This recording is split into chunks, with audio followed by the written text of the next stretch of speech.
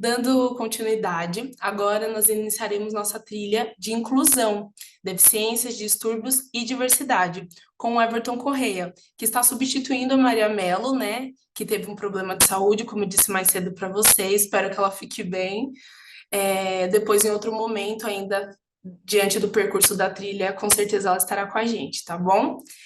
O Everton é ator, diretor, arte educador e articulador graduado em artes cênicas pela USP, atuando 11 anos no setor cultural e 7 anos em arte educação, com foco em grupos minoritários. Já trabalhou com a formação de jovens periféricos, pessoas em situação de rua, dissidentes de gênero e sexualidade e pessoas com deficiências. Foi educador no teatro e dança para pessoas cegas e com baixa visão na Fundação Dorina Novil para cegos. Além de trabalhar como educador da rede de leitura inclusiva, promovendo formações de literatura inclusiva e acessibilidade cultural para educadores em nível nacional. Everton, muito obrigado. O Everton veio correndo, gente, ele tinha uma outra programação, mas está aqui com a gente hoje, com todo o carinho, toda a disponibilidade. A gente quer agradecer imensamente a sua parceria, Everton. Fique à vontade. Seja bem-vindo à família salesiana. Olá, gente, bom dia. Vocês estão me ouvindo bem? Estão me ouvindo bem? Sim, Massa. Bom, muito obrigado aí pelo convite. Foi uma correria chegar, mas eu tô aqui. Eu sou o Everton, como foi apresentado ali. Eu sou um homem branco, de cabelos pretos, curtos e lisos. Eu tenho sobrancelhas grossas pretas, eu tenho um olho pequeno preto. A minha barba é preta e volumosa, eu tenho um piercing no septo. Meus olhos são bem pequenos, eu estou usando uma camiseta preta, um colar prateado e um fone de ouvido. Atrás de mim tem um background aqui com uma arte do evento. Isso que a gente acabou de fazer aqui, eu acabei de fazer aqui, chama autodescrição, que é uma das ferramentas, já começa pensando na acessibilidade já no começo, assim, né? Então, é uma estratégia que a gente faz para incluir pessoas cegas, para fazer com que os códigos sociais que eu estou aqui dizendo para vocês, para as pessoas videntes, né, que são as pessoas que enxergam, vocês estão me lendo de várias maneiras, né? Então, o fato de eu ter barba, de eu ter piercing, de eu ter tatuagem, tudo isso vai dando códigos sociais para vocês enquanto pessoas que enxergam. E é importante que a gente compartilhe também esses códigos sociais para que as pessoas cegas sejam incluídas na nossa conversa.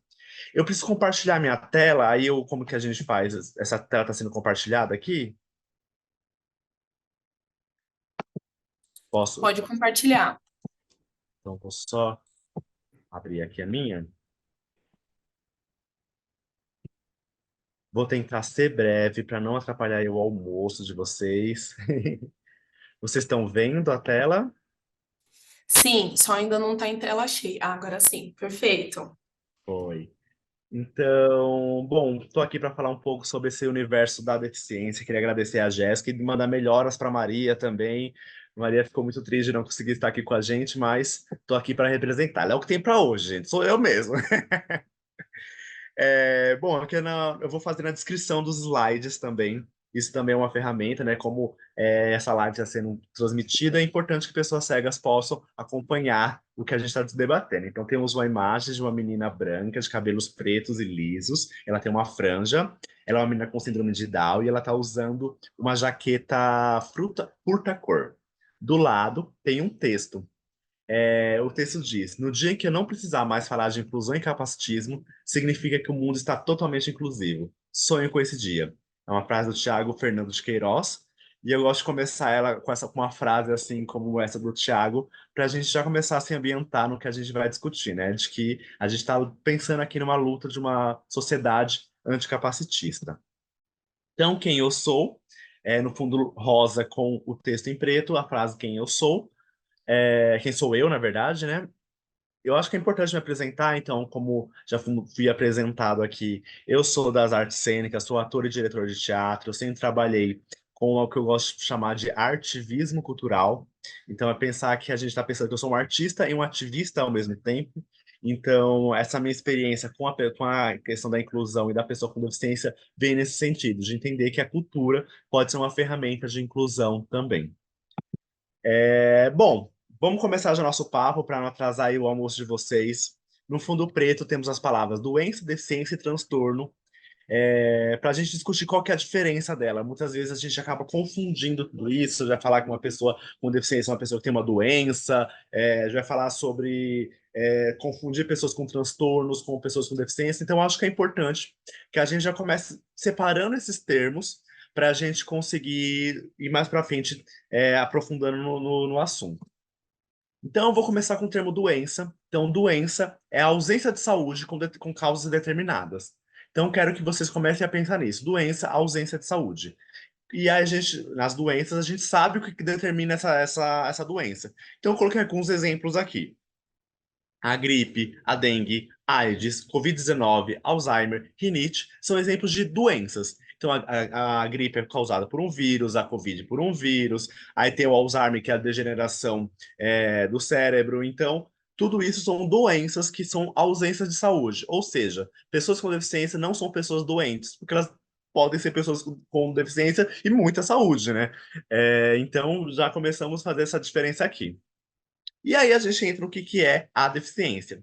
Então, é um desenvolvimento alterado no funcionamento de algumas funções do corpo, podendo ser congênitas, ou seja, a pessoa nasce com a deficiência, ou adquiridas. E aí, isso é uma pessoa que ficou cega, uma pessoa que teve um membro amputado, uma pessoa que perdeu a audição. Então, são várias possibilidades de adquirir uma deficiência, né? Então, por exemplo, diabetes, ela é uma das principais causas de cegueira nas pessoas. Então, é muito comum que as pessoas adquiram deficiência depois de viver um período da vida sem deficiência. E aí, a gente vai ter alguns tipos de deficiência, que a gente vai ter a deficiência visual, a deficiência auditiva, a deficiência física, intelectual e múltiplas. Então, visual, a gente vai entender pessoas cegas e com baixa visão. Então, pessoas que têm até 30% de visão no melhor olho são pessoas com deficiência visual. Ou seja, pessoas míopes, pessoas com tudo bom? Míopes, hipermetropia, estigmatismo. É uma palavra muito difícil na minha boca. Não são pessoas com deficiência, são pessoas com algum distúrbio na visão, mas não são pessoas com deficiência visual. A gente vai ter pessoas com deficiência auditiva, então pessoas surdas, pessoas com baixa audição, deficiência física, pessoas em cadeira de rodas, pessoas com algum membro amputado, com alguma dificuldade de locomoção. Pessoas com deficiência intelectual são pessoas que têm um desenvolvimento diferente no cérebro que faz com que ela tenha alguma dificuldade na questão cognitiva. E tem as deficiências múltiplas, que são pessoas que associam diferentes deficiências. É importante que a gente pense que a deficiência múltipla não é uma soma de deficiências, mas uma nova deficiência. Por que isso? Porque, por exemplo, uma pessoa surda ou cega, uma pessoa que é surda e cega ao mesmo tempo, ela vai precisar de adaptações e acessibilidades diferentes de uma pessoa cega e de uma pessoa surda. Então, não é como se a gente somasse as acessibilidades para pessoas cegas e as acessibilidade para pessoas surdas e contemplaria as pessoas com uma surdo-cegueira. Não é o caso. Então, não adianta ter Libras e Braille, porque uma pessoa surda ou cega ela não vai conseguir ver a Libras e talvez ela não consiga se comunicar ali com o texto em Braille. Vou avançar aqui.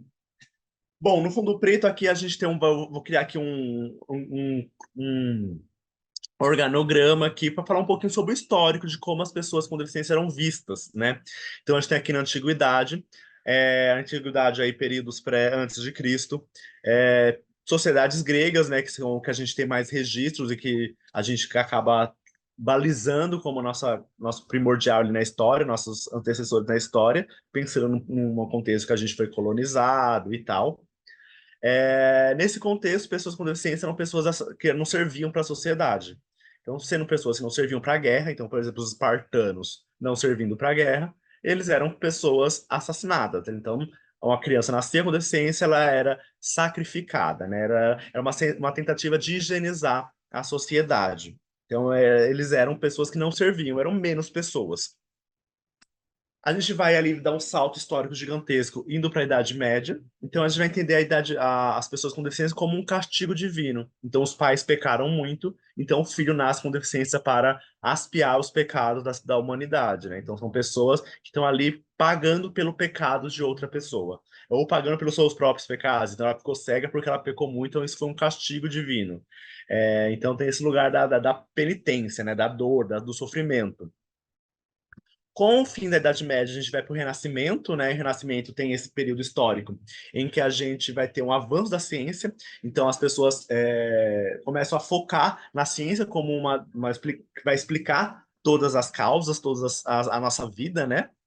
E aí vem aí o formato médico da deficiência, que são as pessoas são pessoas que precisam ser consertadas.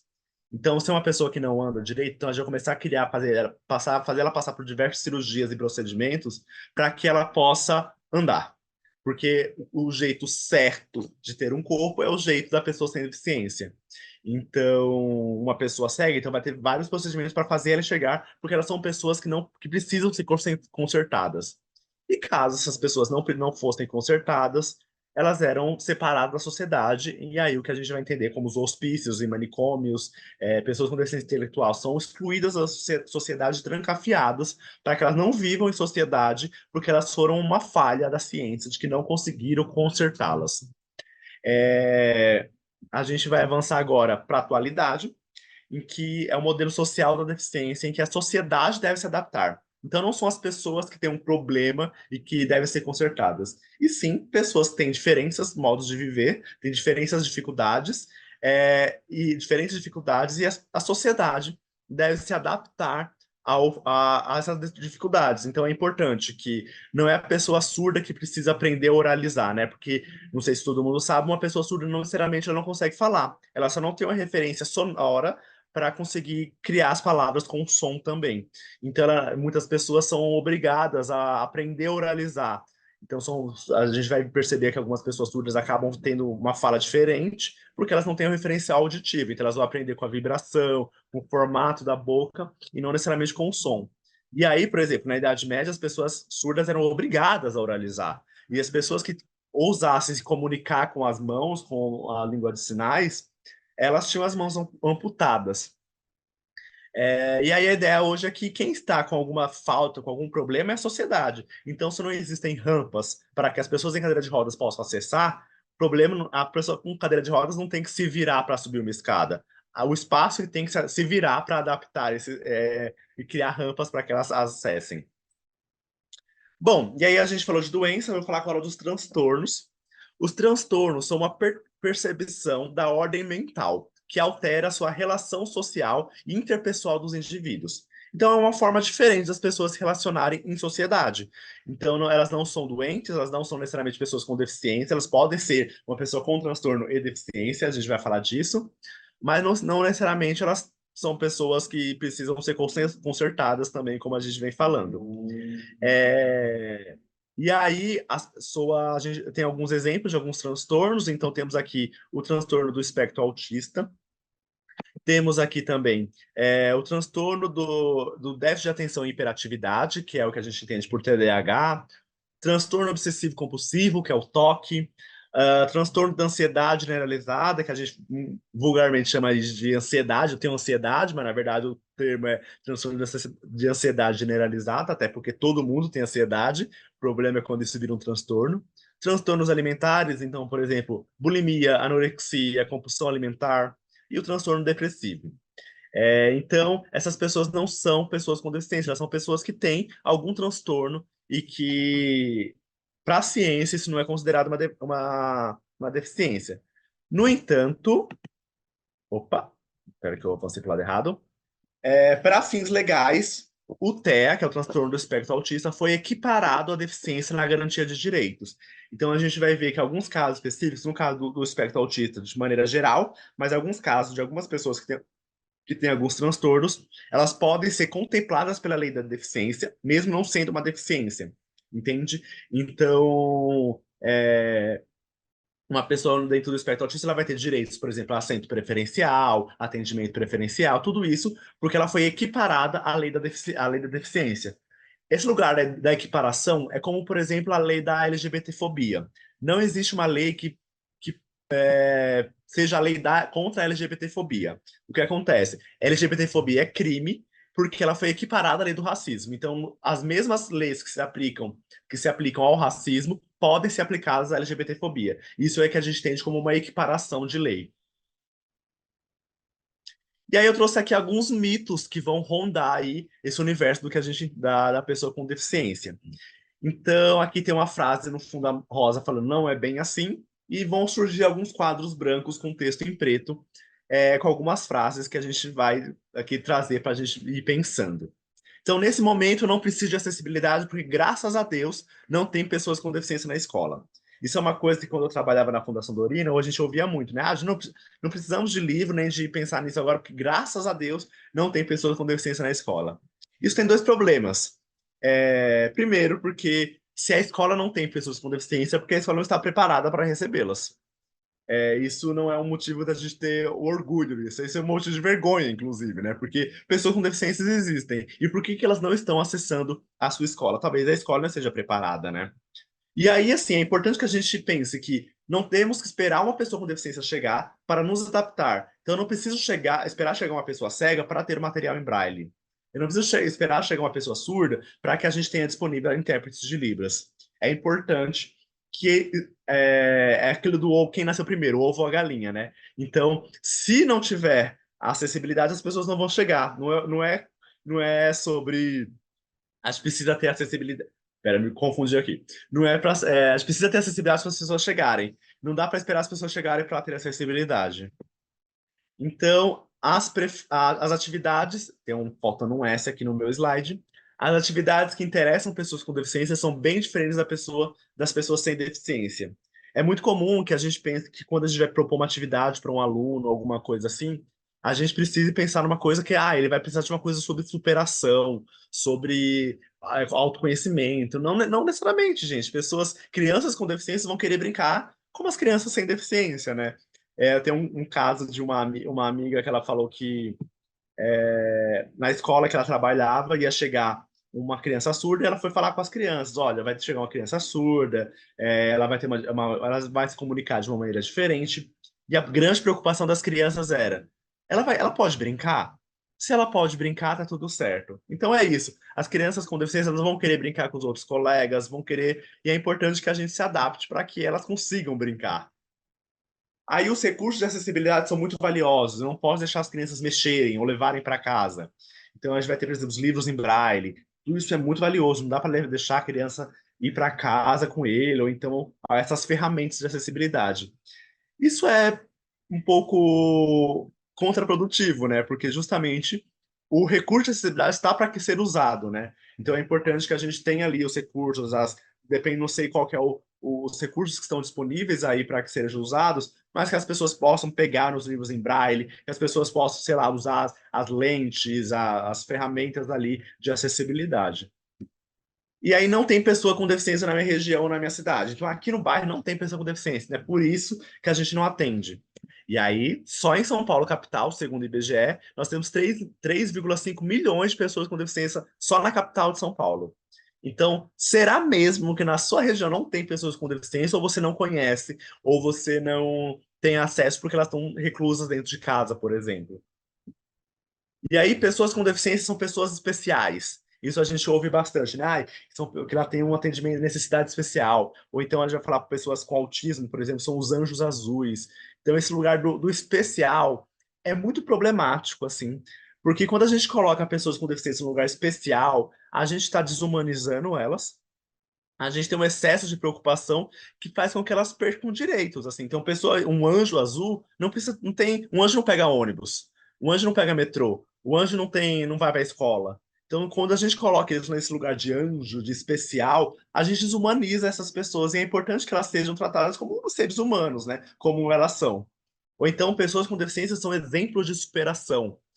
Tá sempre sendo colocado nesse lugar do batalhador, porque percebe que quando a gente olha uma pessoa com deficiência como um exemplo de superação, a gente está sempre olhando ela com pena, com dó.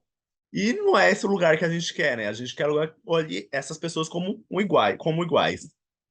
Ou então, pessoas com deficiência não conseguem ser independentes e autônomas. Então, tenho sempre que ajudar. Aquele meu aluno, ele é um aluno cego, ele precisa sempre ser levado ao banheiro, por exemplo. Eu não posso só ensinar o caminho dele aí para ir ao banheiro e ele ir ao banheiro. Então, eu preciso sempre estar ali com a pessoa com deficiência intelectual fazendo para ela. Ela não consegue, do jeito dela, fazer as atividades que elas podem fazer. Então, é importante que a gente sempre busque a independência e a autonomia dessas pessoas. E aí eu não tenho como pensar em acessibilidade porque é tudo muito caro. Ah, isso é muito caro, muito caro. Gente, a acessibilidade começa na vontade, começa na tentativa de fazer com que as coisas aconteçam. E aí eu trouxe aqui uma foto de uma menina negra de óculos escuro e um macacão jeans, uma blusa branca e está segurando uma bengala. E aí desmistificando alguns recursos de acessibilidade. Claro que existem muitos recursos que a gente vai trabalhar ali, mas existem alguns que são mais centrais ali, que são mais conhecidos e que ao mesmo tempo são conhecidos, mas as pessoas não sabem exatamente o que significa. Então, eu vou começar com o Braille. Então, o Braille é um sistema de escrita tátil de pontos em relevo. Célula de 6 pontos dispostas em colunas de 3 pontos. Forma o alfabeto, símbolos matemáticos, químicos, fonéticos, informáticos e musicográficos. Então, basicamente, tenho aqui a imagem de uma representação do Braille e embaixo a representação do alfabeto romano. O Braille é um sistema de escrita. Então, ao contrário da Libras, que já a gente vai falar, que é um novo idioma, o Braille é só uma maneira diferente de escrever os idiomas. Então, ele serve para qualquer idioma que use esse alfabeto. Use o alfabeto romano, né, que é esse do ABC que a gente conhece. Então, por exemplo, em línguas orientais que usam outro alfabeto, o Braille, existem outros formatos de escrita tátil, né? Então, são uma escrita que as pessoas leem com os dedos. Parece uma coisa super complexa, super difícil, mas é muito mais simples do que parece. Então, temos aqui a cela Braille. Cela Braille são essas duas colunas de 3 pontos. E a gente vai, dependendo de quanto, se o ponto está para fora ou para dentro, a gente vai conseguir formar uma letra diferente. Então, aqui temos, por exemplo, do A ao J. Então, e cada pontinho dessa cela, a gente tem um número, né? Então, tem um ponto 1, por exemplo. Se ele está para fora, ele é a letra A. Se está o 1 e o 2 é a letra B, e assim por diante. Mas o que acontece? O Braille tem uma lógica de funcionamento. Então, do A ao J são letras diferentes. Mas percebam que nenhuma dessas letras usam o ponto 3 ou o ponto 6. Percebe que é tudo em branco aqui na representação que eu trouxe. Por quê? Porque se a gente pegar o A e colocar o ponto 3, ele vira a letra K. Então, as letras se repetem colocando um ponto a mais. Então, eu vou voltar aqui para vocês perceberem. O B, se eu colocar um ponto a mais, vira L. O C, se eu colocar um ponto a mais, vira M. E aí chegamos até o T nessa lógica, né? Então, o J, se eu colocar um ponto a mais, ele vira T. Se eu colocar o ponto 6, a gente continua o alfabeto. Então, o A, ele é o ponto 1, e aí, se eu avançar, colocar um ponto 3, ele vira K. Se eu colocar o ponto U, o ponto 6, ele vira o U. E assim por diante. A única letra que foge a essa lógica é o W, porque ele foi introduzido no Braille depois que ele foi consolidado, ele já foi escrito. Então, além do Braille, existem outros formatos da gente fazer acessibilidade, né? Então, tem a tinta Braille, que é esse formato em que tem tinta e o Braille junto, né? É importante que a gente pense que o livro que a gente usa, que nós videntes usamos, não é o livro normal, é o livro em tinta, porque ele foi escrito em tinta. E tem a fonte ampliada. Essa fonte ampliada são fontes para que alunos de baixa visão possam ler. Então, geralmente, aí a gente tem algumas regras que a gente estabelece, né? Então, sempre com letras sem serifa, que são aquelas firulas da letra, tipo assim, o Times New Roman, por mais que seja uma letra super padrão, ele tem algumas curvinhas, alguma coisa, não, a gente prefere letras mais secas, assim, mais com linhas retas, como o Arial, por exemplo. E são fonte ampliada, ela é uma fonte maior e que as pessoas conseguem ler. Tem um livro falado, por exemplo, então vocês vão ter muito material em livro falado. Tem um site chamado Dorinateca, que é dorinateca.org.br, que ele é um acervo de livros em formato acessível. Então, quem quiser aí dar uma fuçada, procure esse site. E as instituições, as escolas, instituições de ensino, bibliotecas, podem fazer o cadastro com o CNPJ, que eles começam a receber gratuitamente o material em tinta Braille, em Braille e outros formatos acessíveis. E eu coloquei aqui EPUB e DAISY, que são formatos digitais acessíveis. São dois formatos diferentes em que os leitores de tela dos computadores de celular, com uma voz robotizada, conseguem ler. Ao contrário do livro falado, que tem um ledor, que é uma pessoa que vai ler esse livro, no EPUB e no Daisy é automático, uma inteligência artificial começa a ler o livro.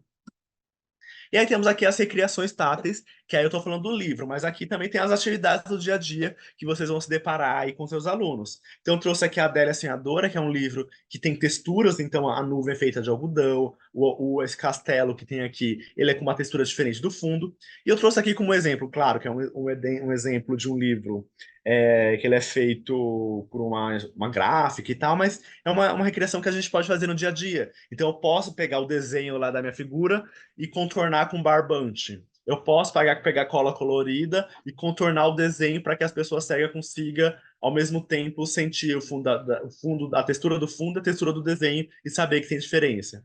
E temos aqui o xadrez para pessoas cegas. Ele é diferente porque as peças ficam fixas para que as pessoas consigam tocar nas peças.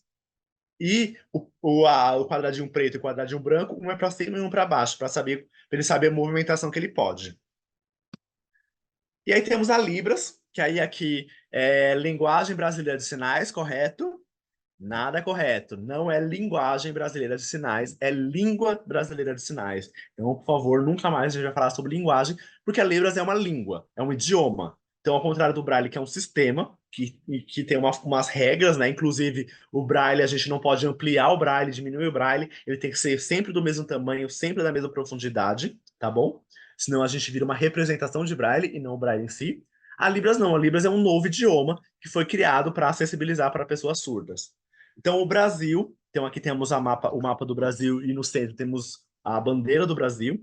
O Brasil é um país bilíngue. O que significa isso? Que ele tem duas línguas oficiais.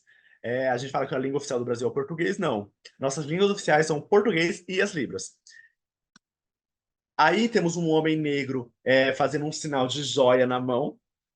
Libras é um direito, então as pessoas têm direito a se comunicar em Libras. Elas não podem, não precisam ser obrigadas a sinalizar, ou então colocar aquele implante coclear, né? É aquele implante que coloca e que faz com que as pessoas surdas, algumas pessoas surdas consigam ouvir alguma coisa. Isso é muito desconfortável para as pessoas surdas. Isso causa tonturas, isso causa dor de cabeça. Imagina, você nunca ouviu nada, daqui a pouco você começa a ouvir um monte de som ali, e que isso é muito desconfortável, pode trazer enjoos. Inclusive, é bem perigoso para que as pessoas surdas usam aquilo, porque, por exemplo, as pessoas estão na rua e pode ser querer roubar, né? Então, aqui em São Paulo, por exemplo, é um perigo, né? Se você está com fone de ouvido, as pessoas podem querer puxar. Então, com uma pessoa surda, muitas pessoas não gostam de ouvir. Então, elas têm o direito de se comunicar em Libras. Por ser um idioma, um outro idioma, necessita de intérprete. Se eu não falo inglês, eu preciso de um tradutor de inglês para falar com uma pessoa que fala inglês. Se eu não falo francês, a mesma coisa com a Libras. Se eu não sei sinalizar em Libras, é importante que tenha sempre esse intérprete para fazer essa tradução. E aí uma coisa importante, o português é a segunda língua para pessoas surdas. Então, assim como, por exemplo, se eu sou uma pessoa que gosta muito de idiomas e eu falo francês. É óbvio que o jeito que eu falo português não é o jeito que eu falo francês, porque o jeito de falar francês não é minha língua materna. Então tem alguma dificuldade ali em comunicação. Quando a gente entende isso, a gente entende que pessoas que falam, que têm o português como segunda língua, vão ter uma segunda língua, vai ter uma dificuldade um pouco de se comunicar em português ali na hora da escrita, na hora, então, é importante que principalmente professores aí de português estejam atentos a isso, não tenha uma cobrança como se a pessoa fosse uma pessoa burra, uma pessoa que não consegue, não é inteligente o suficiente para aprender a língua. Não, ela está aprendendo um outro idioma. O idioma dela é Libras. E aí eu vou trazer aqui algumas situações. Tem um youtuber, um influencer que eu sigo, que ele é professor de português de Libras, né, para pessoas surdas. E aí uma pessoa surda perguntou para ele qual que era a diferença de Avril, que é a cantora a Avril Lavigne, né? A palavra abril e a palavra Brasil. Para a gente parece uma coisa, não, são coisas muito diferentes. Mas é importante pensar que pessoas surdas não têm um referencial auditivo para decorar as palavras. Então elas têm que decorar letras por letras. Então, a gente sabe que abril tem um som diferente de Avril, que é em outro idioma, inclusive, que é diferente de Brasil. Mas para elas não, elas têm que decorar a ordem das letras, simplesmente. Então é muito difícil saber que o sinal de abril, que é esse, e o sinal de Brasil, tem letras muito parecidas. E por quê? Se o símbolo é totalmente diferente, sabe? E aí eu vou dar um exemplo aqui que para a gente entender, tentar entender isso um pouco mais fácil. Esse aqui é o Nietzsche, um filósofo muito conhecido. Esse aqui é o William Shakespeare, um dramaturgo inglês muito famoso. E temos aqui o Rimbaud.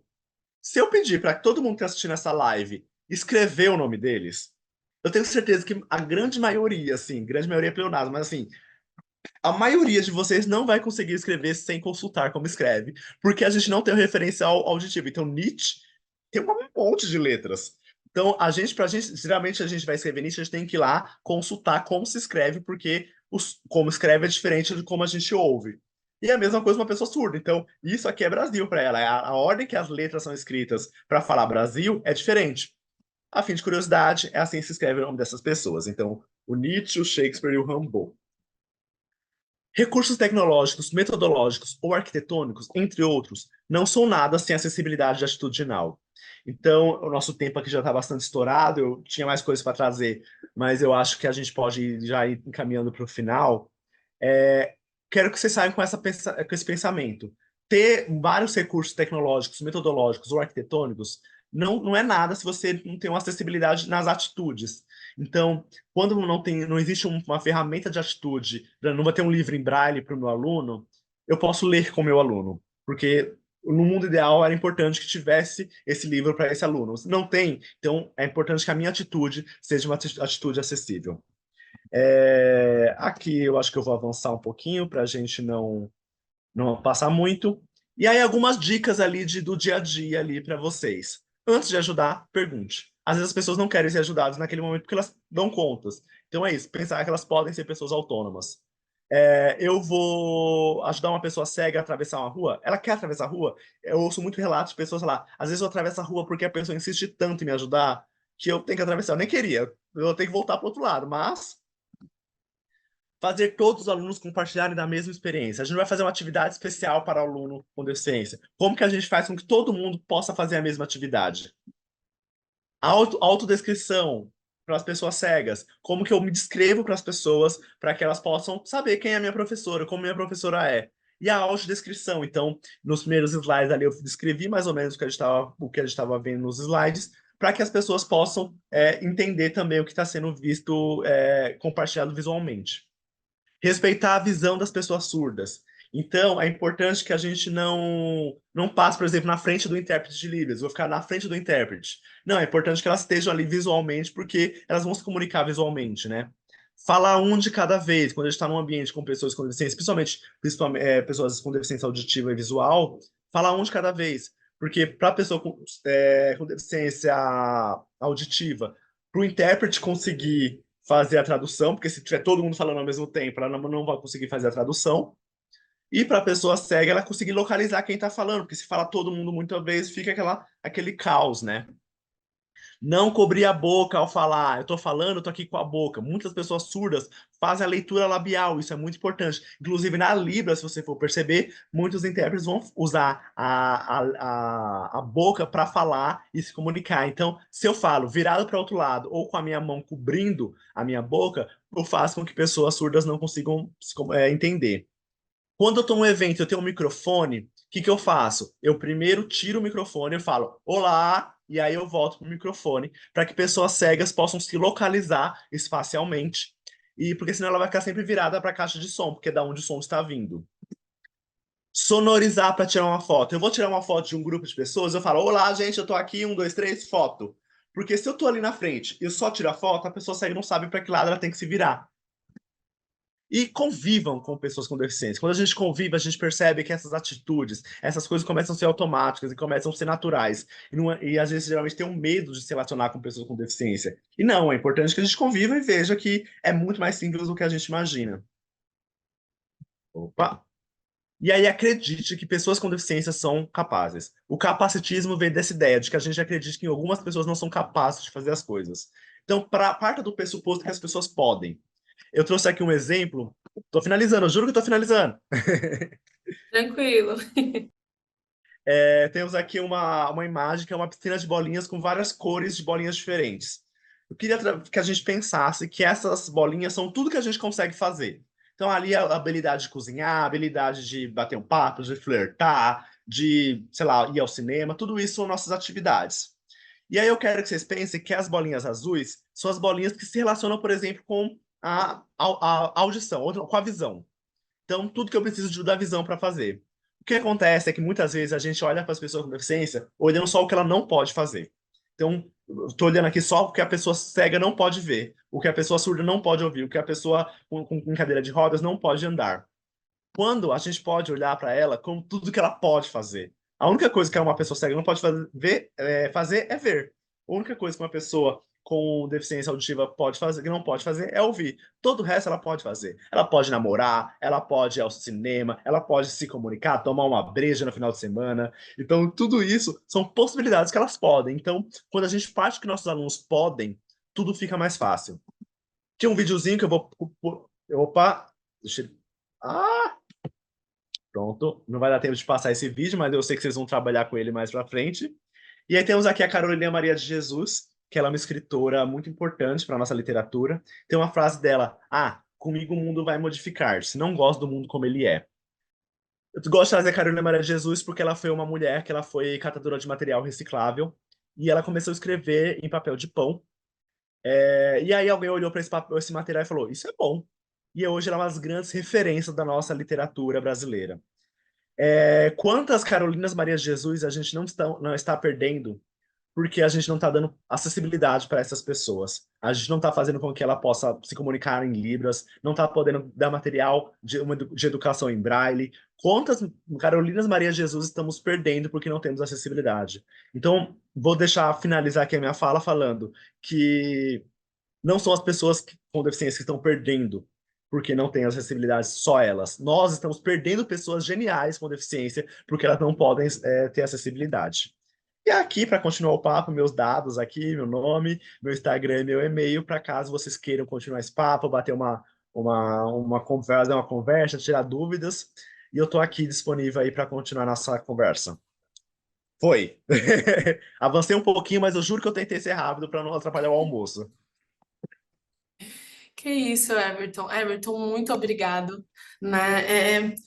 É muita informação, mas a ideia das formações é deixar esse gostinho de quero mais, porque a gente vai aprofundar os temas no congresso, a gente poder falar um pouco melhor sobre cada um, nas lives também, então as perguntas, né, que a gente vai falar, vou falar agora, a gente vai poder responder um pouco nas lives. Eu queria agradecer muito a sua participação, foi muito rico, como falei, a apresentação dinâmica, super legal, né? Muito obrigada pela sua participação. Espero que você ainda consiga continue sendo nosso parceiro aí até o Com certeza. congresso. Com certeza. Se precisar de mim, aqui estou disponível. Agradecer aí o convite de vocês. Espero ter contribuído. Eu sei que foi rapidinho, mas espero que de algum jeito tenha provocado vocês. E é isso. É só agradecer e desejar melhoras para Maria. Obrigado, Everton.